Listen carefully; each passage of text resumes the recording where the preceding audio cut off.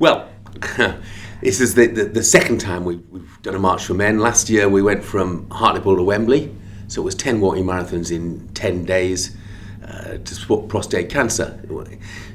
This year we're just adding a little to that. We're doing 15 in 15 days. Last year's was so successful, and the whole idea, of course, is to raise awareness of this terrible illness, which men by and large try and ignore.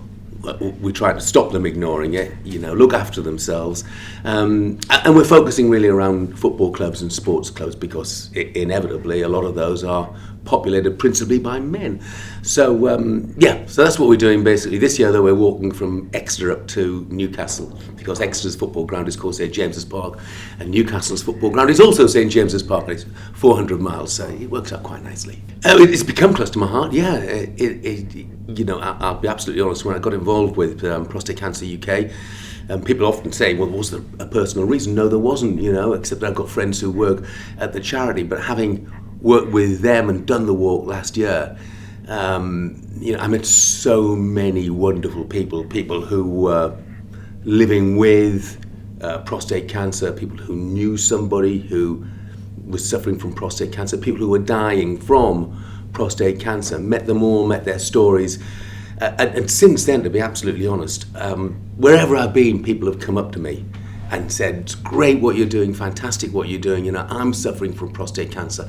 And you can't believe the number of people it affects, It's not the sort of topic that generally comes up when you're sitting at the bar in a pub, but people don't talk about it, but we want them to talk about it. It's something that's very close to my heart now. I was persuaded, I would say gently, but I'm not sure how gentle it was.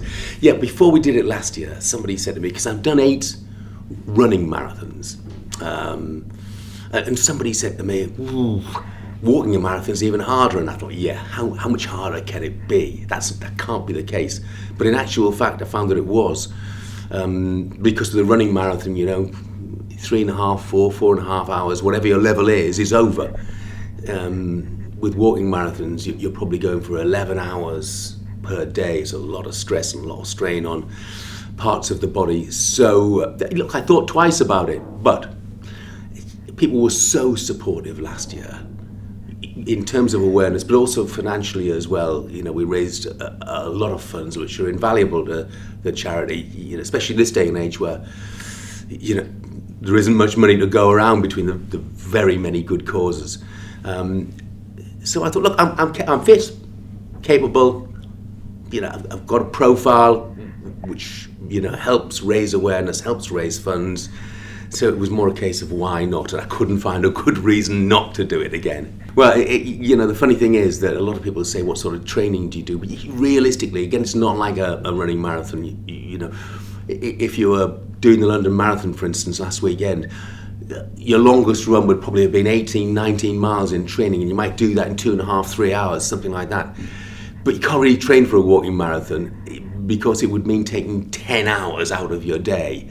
And I've got a wife and 3 kids and lots of dogs and animals and things, and understanding as they are, they wouldn't be that understanding. So it's a question of being generally physically fit. And a lot of the battle isn't about the body, it's about the mind. It's mind over matter, and persuading yourself that you can do it. You can walk the 26 miles on Monday, go to bed and do it again on Tuesday and on Wednesday and on Thursday and on Friday. A lot of that battle is psychological. So I'm hoping I've learned some lessons from last year. We're involving different football clubs, different sports clubs, different people than were involved last year.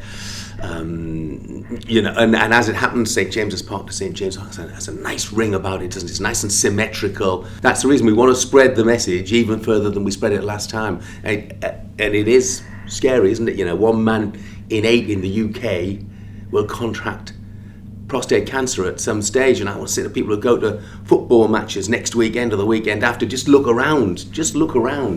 How many of the people you're looking at now will contact prostate cancer? 1 in 4 if you're a black man. I mean, those are scary statistics, and that's the message we want to get over to people. Look after yourselves. As men, we don't like to go to the doctor. And we certainly don't like to go to the doctor if it's anything that involves below the waist. We are not going there, not in any circumstances. And that's the attitude we want to try and change. Some of the clubs last year, from the smallest ones, I think the very first club that we ended the day at was Marsk Football Club, right in the northeast of England. And that was wonderful because there was a band play, there was a little fun fair there. The ladies of the local bowling club provided us with, all sorts of food and the such like.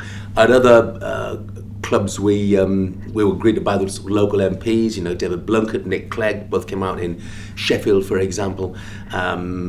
Players, managers, physiotherapists, fans.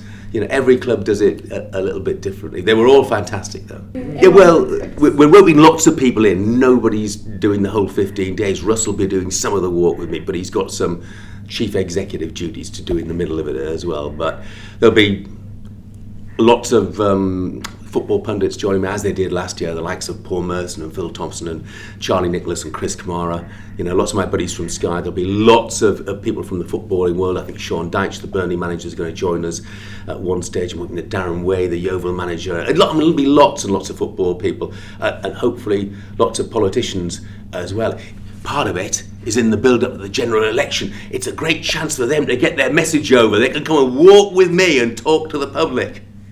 Well, they want to join the war. They want to go to the Prostate Cancer UK website. That's the easiest way. It's Jeff Stelling's March for Men. It'll tell you all about it, how you register, how you donate, and all the different ways you can help. Maybe organise, an event in your own area and raise some funds that way. As far as walking goes, it's all in the mind. Bring along a positive attitude. Remember what you're doing it for. Remember the people you're trying to help. And you can't lose, really. It's a fantastic cause. So just go out there and do it. My target is just to raise awareness of the illness in as many people's minds as possible. The money's a byproduct. It's a really welcome byproduct. But it is a byproduct.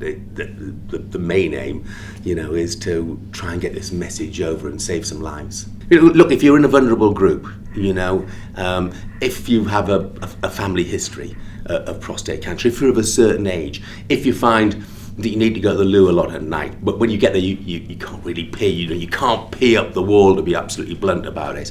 Then in that case, we're not necessarily saying all rush to your GP, but do talk to somebody about it. Maybe go to the Prostate Cancer UK website and consult one of their advisors, and they can give you some advice.